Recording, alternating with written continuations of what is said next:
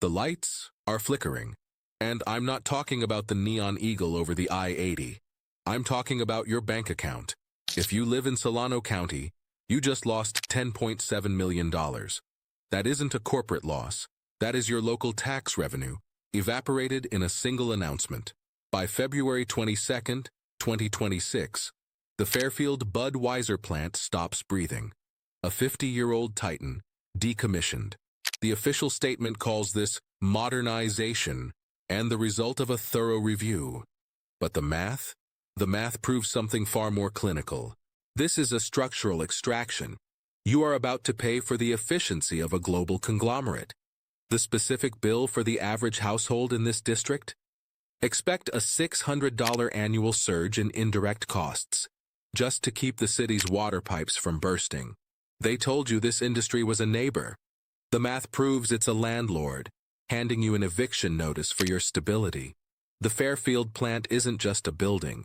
It's an 870,000 square foot industrial machine, sitting on 170 acres of high-value California soil. It was built in 1976 for one reason: the water. Lake Berryessa was the lifeblood. Now, that lifeblood is being cut off. Here is the physical impossibility.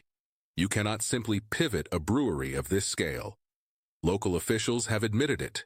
This facility is highly specialized. You can't turn a 5-story fermentation tank into a luxury condo. You can't turn a high-pressure industrial bottling line into a server farm without spending more than the land is worth. This creates what I call a structural dead zone. When a manufacturer leaves, they don't leave a vacant lot. They leave a massive, concrete anchor that no other industry can easily lift. The city is looking for a potential reuse, but in this economy, reuse is a fairy tale. Look at the Newark facility. It's being sold for logistics. That is the forensic smoking gun. We are moving from a maker economy to a mover economy. The system is admitting it can no longer afford to produce anything in high-cost regions. It's cheaper to ship products 2,000 miles from a low-cost hub than to brew them where the people actually live. But if you think that's bad, look at what happens to the diesel.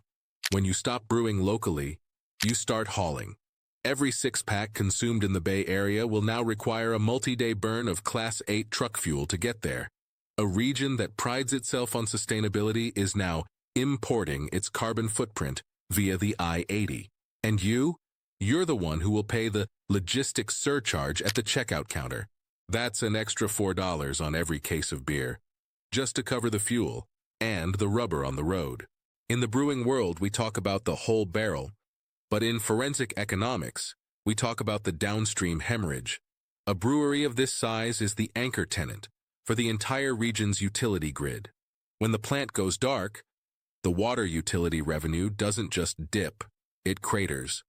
Industrial water users pay the base load. They fund the maintenance of the pipes, the treatment plants, and the chemical processing for the entire city. Without them, the cost of maintaining that massive infrastructure falls entirely on the residential taps. If you live in Fairfield, your water bill isn't going up because of a drought.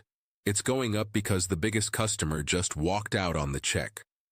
But the real ghost in the machine is the spent grain. Thousands of tons of high-protein grain are a byproduct of this facility.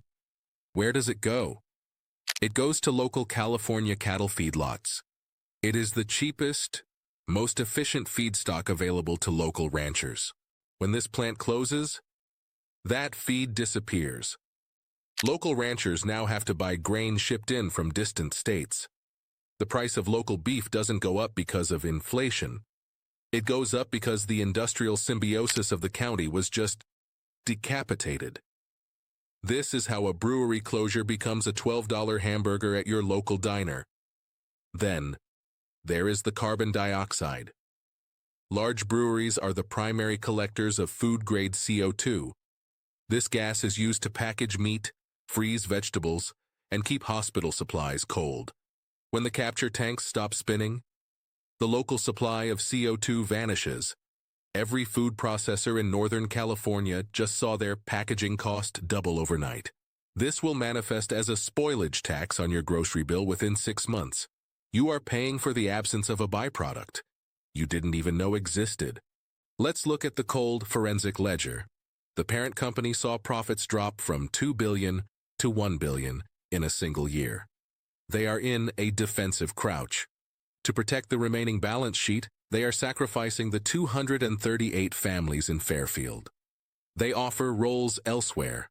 But look at the map. Newark is sold. Merrimack is closing. Elsewhere is 1,000 miles away. For a 50-year-old worker with a mortgage, relocation is just a corporate euphemism for unemployment. This isn't just a loss of 200 jobs. It is a loss of $10.7 million in local taxes. When the city budget has a multi-million-dollar hole, they have 3 choices. 1. Cut the police and fire departments. 2. Let the roads disintegrate.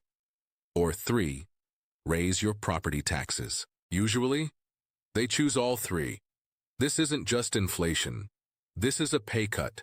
To cover the gap left by the king of beers, the average citizen in this county will need to work extra hours every month just to stay level.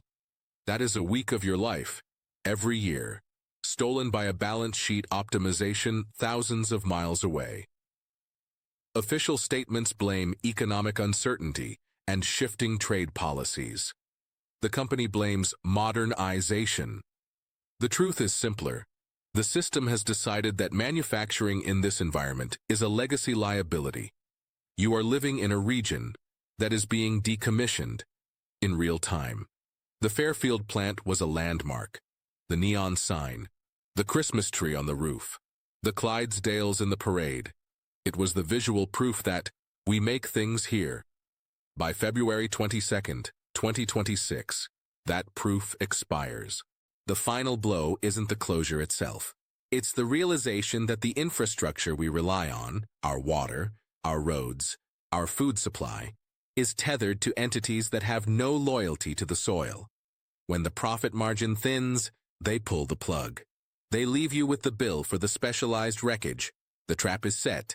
The revenue is gone. The downstream products are vanishing. This is the new industrial architecture, huge, empty buildings that are too expensive to fix and too specialized to use. Don't wait for the city council to explain why your water bill tripled. Don't wait for the news to tell you why the local grocery store is empty. The king has left the building. It's time for you to realize that in this system, you aren't the customer. You're the collateral. Prepare accordingly. The taps are going dry.